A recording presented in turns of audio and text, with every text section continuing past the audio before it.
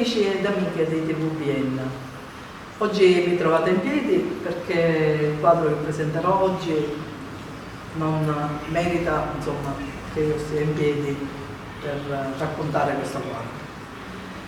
Siamo al sesto appuntamento con la rubrica Vi racconto un quadro.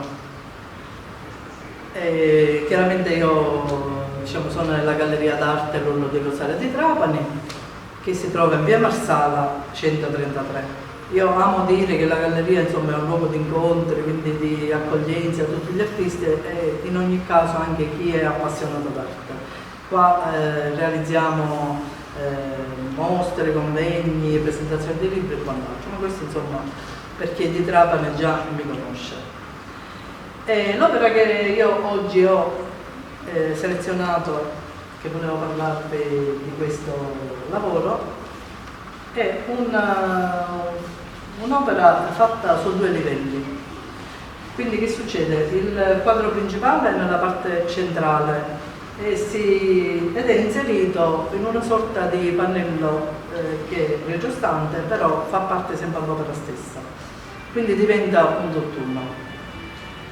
Questa opera è stata realizzata in occasione della presentazione del libro del giudice Melita Cavallo, che è stato presentato nel polo universitario qua a Trapani su invito della dottoressa Aurora Arranno, che di solito mi coinvolge in questi temi sociali e io non manco mai di partecipare.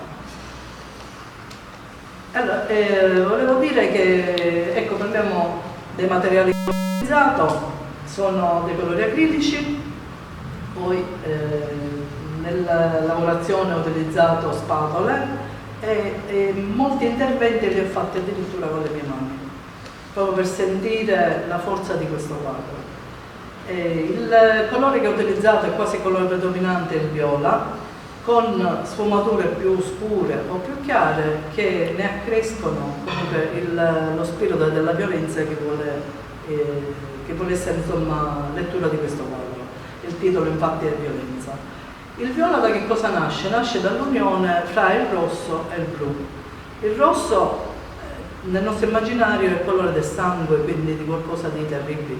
Unito al blu, che di natura sua è un colore freddo, rafforza ancora di più questa sensazione di dolore, di paura e di freddezza. Quindi alla fine risulta un quadro che vuole dare questa sensazione, questo input di comunicare l'orrore che c'è dietro un'opera di questo genere.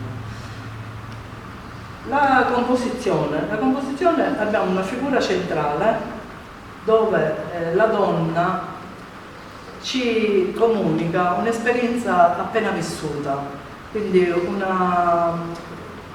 un'esperienza terrificante. E poi io penso che ancora è come se noi ci troviamo questa donna su questo letto e ancora il suo carnefice sia di fronte a lei, che la insulta, che la deride, che la violenta anche psicologicamente.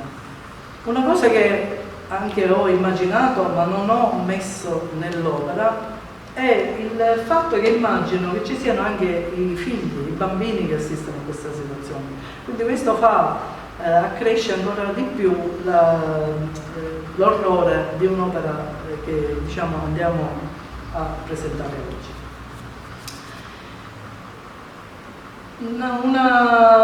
Tornando sempre alla figura centrale, notiamo che lei ha queste braccia che chiudono le gambe con la protezione di qualcosa e le mani che tendono verso il viso, e nel viso che incontriamo una sorta di urlo, però un urlo soffocato. Lei non riesce a gridare e non riesce a imporsi su questa situazione che effettivamente non riesce a gestire.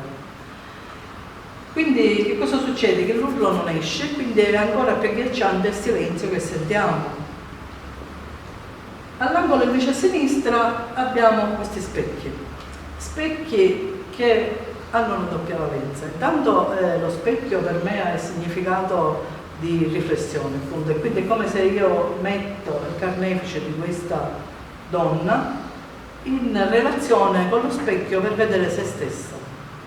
Allo stesso tempo sono tutti triangoli. Il triangolo sappiamo che per natura sua è la forma più violenta che esiste, Kandinsky ce lo insegna, a forma di spade, come se potevo utilizzare coltelli e altre cose, e invece no, io ho utilizzato gli specchi perché comunque hanno un taglio, fra l'altro sono state tutte tagliate a mano volutamente, sono 15 pezzi posizionati con l'intenzione di...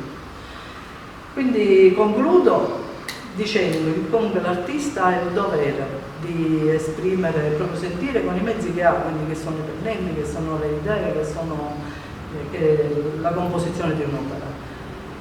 E ha, secondo me, anche un po' l'obbligo di denunciare, di avere un pensiero critico verso le situazioni che si trova davanti. E aggiungo, dicendo nel mio caso ancora di più, perché io sono una donna, quindi è un argomento che sento molto vicino, sono comunque anche una mamma di famiglia e immagino ipotetici figli che si trovano in queste situazioni, e poi soprattutto sono un artista, quindi con i miei mezzi io mi esprimo. Vi invito tutti alla riflessione, quindi questo vuole essere un quadro che nasce dal mio pensiero interiore, che ho sviluppato e lo regalo insomma, a voi come spunto di riflessione. Ringrazio tutti, soprattutto amici anche di FUBIN che, diciamo, mi seguite in questi incontri settimanali, e ci vediamo per il prossimo incontro che sarà il 6º la settimana prossima.